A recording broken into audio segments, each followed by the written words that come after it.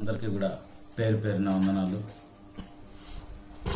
మీ అందరికీ తెలుసు, గత 6 నెలలుగా సోషల్ మీడియా వేదికగా అదే కొన్ని ఛానళ్ళలో పలమనేరు ఎమ్మెల్యే గౌరవనీయులు వెంకయ్య గౌడ్ గారి మీద జనార్దన్ నాయుడు అనే వ్యక్తి వివిధ రకాల ఆరోపణలు చేస్తూ సోషల్ మీడియా, ట్విట్టర్, ఎన్ని సాధనాలు ఉండాలి, సోషల్ మీడియా అన్ని సాధనాలు వాడుకుంటూ రాజకీయంగా దెబ్బతీయాలనే ప్రయత్నం చేస్తున్నాడు. ఆ ప్రయత్నంలో మేము కూడా ఒక రోజు సర్దుకుంటాయి, 2 రోజులు సర్దుకుంటాయని గమ్మున ఉన్నాము. కానీ వాస్తవాలని ఈరోజు ప్రజలకు కానీ ఆయనకి ఓట్లేసిన లక్షలాది మంది ప్రజలకి, కార్యకర్తలకి కూడా ఈరోజు మీ ద్వారా తెలియజేయాల వాస్తవాలనే ఈరోజు ఈ ప్రెస్ మీట్ ఏర్పాటు చేయడం జరిగింది. దీంట్లో మొదటి నుండి కూడా మేము కొంచెం లోతుగా పోయి ఆ క్వారీ విషయంలో ఏం జరిగింది అని అన్ని వాస్తవాలను పరిశీలించినాము. దాన్ని ఇప్పుడు మన వైఎస్ఆర్ కాంగ్రెస్ పార్టీ రాష్ట్ర కార్యదర్శి పిఎన్ నాగరాజు గారు మీకు వివరిస్తారు. ఈ పత్రికా విలేకరులకందరికీ కూడా పేరు పేరున నమస్కారాలు. గత 6 నెలల నుంచి ఈ జనార్దన్ నాయుడు అని ఒక ఆయనకి ఏదో మోసం జరిగిపోయిందని వీకోట పొలంనేరు దగ్గర ఉన్న ఈ క్వారీని అన్యాయంగా ఆయన దగ్గర నుంచి లాక్కునేసినారని చెప్పి వివిధ ప్రసార మాధ్యమాల్లో మాట్లాడుతూ ఉండే విషయం అంతా కూడా మనం చూస్తూ ఉన్నాం.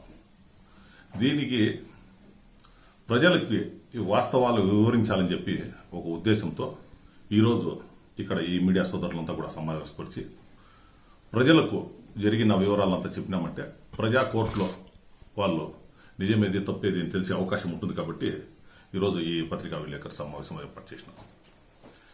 ఈ ఏదైతే ఇప్పుడు మన కొలమాసన్పల్లో ఈ క్వారీ ఎమ్మెల్యే తీసుకునేసినాడు, దౌర్జన్యంగా ఆరోపిస్తున్నాడు.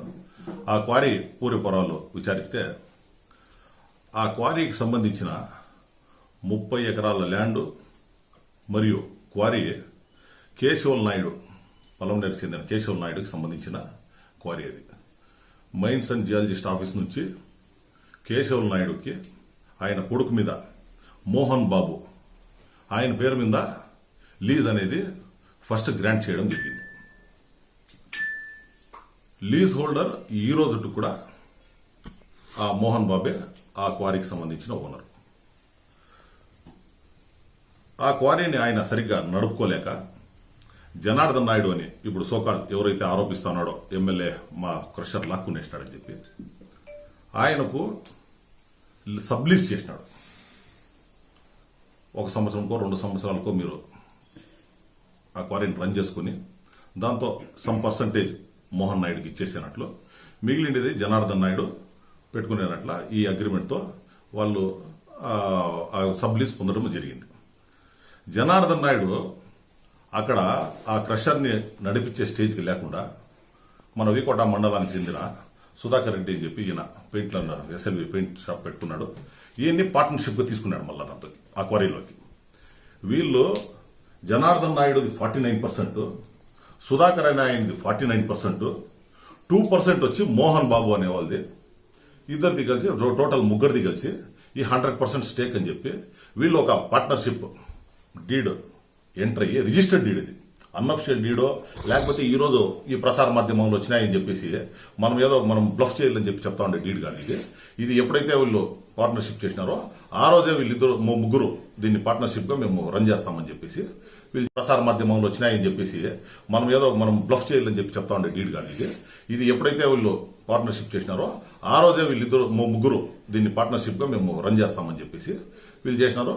సుధాకర్ రెడ్డి ఎప్పుడైతే వచ్చినాడో దాంతో ఫీల్డ్లోకి ఆయన మొత్తం మిషనరీకి కానీ లేకపోతే ఇంకా ఫైనాన్షియల్ అసిస్టెన్స్ అంతా కూడా కంప్లీట్ గా ఈ సుధాకర్ రెడ్డి దాన్ని చేసినాడు. వీళ్ళంతా చేసుకుని ఆ ప్రెషర్ని ఇంప్రూవ్ చేయమని చెప్పి జనార్దన్ రెడ్డికి చెప్తే ఆయన ఫైనాన్షియల్ గా కొంచెం అవకతవకలు పాల్పడినారని చెప్పి ఆయన వ్యవహారం నచ్చకుండా ఈ సుధాకర్ రెడ్డికి ఇంకా మనకు వద్దు ఈ క్రషర్, మనం పార్ట్నర్షిప్ గా దీన్ని రన్ చేయలేము, దీన్ని వేరే వాళ్ళకి అమ్మేద్దామని చెప్పేసి వీళ్ళకున్న కంప్లీట్ ఈ 100% స్టేక్ ని ఆ సెంధిల్ అనేవాడిని అమ్మినారు. సెంధిల్ అనేది మనకు విజన్ హాలో బ్రిక్స్ పెట్టుకుని వీకోటాలో ఉన్న సుపరిచితుడే. ఆయనకు వీళ్ళు ముగ్గురు కలిసి ఎవరు మోహన్ బాబు ఉన్న 2%, 49% జనార్దన్ నాయుడుది, 49% సుధాకర్ రెడ్డిది. వీళ్ళు ముగ్గురు కలిసి ఇది టోటల్గా ఆయన కమ్మినారు. ఎంత కమ్మినారు? ఒక 90 లక్షల రూపాయలకి ఆయన కమ్మినారు. ఆయన దాన్ని ఒక వారం రోజులు 10 రోజులు చూసి ఇదంతా మనకు అయ్యే పని కాదని చెప్పి కుంబార్లపల్లికి చెందిన శరత్కు సెందిల్ అమ్మినాడు. ఈరోజు ఆ crusher owned and run by Sarath. Sarath ఎవరు?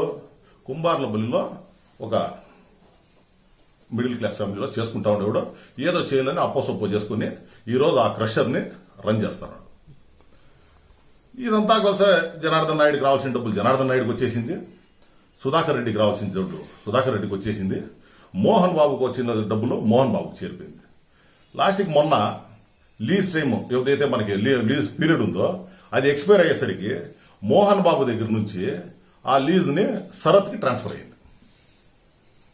ఇప్పుడు నిన్న మన జనార్దన్ నాయుడు ప్రెస్ మీట్ నిన్న లేటెస్ట్ ప్రెస్ మీట్లో మాట్లాడుతున్నాడు రాయల్టీ చెల్లించలేదని.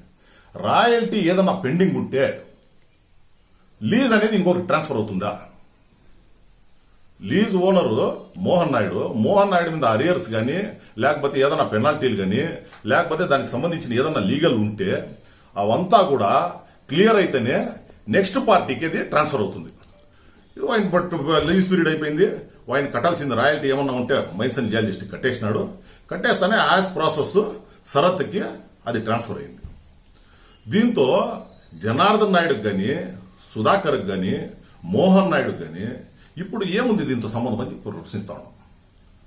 ఈరోజు తెలుగుదేశం పార్టీ ఆఫీస్కి పోయినాడు 6 months ముందు ఎవరు ఈ జనార్దన్ నాయుడు.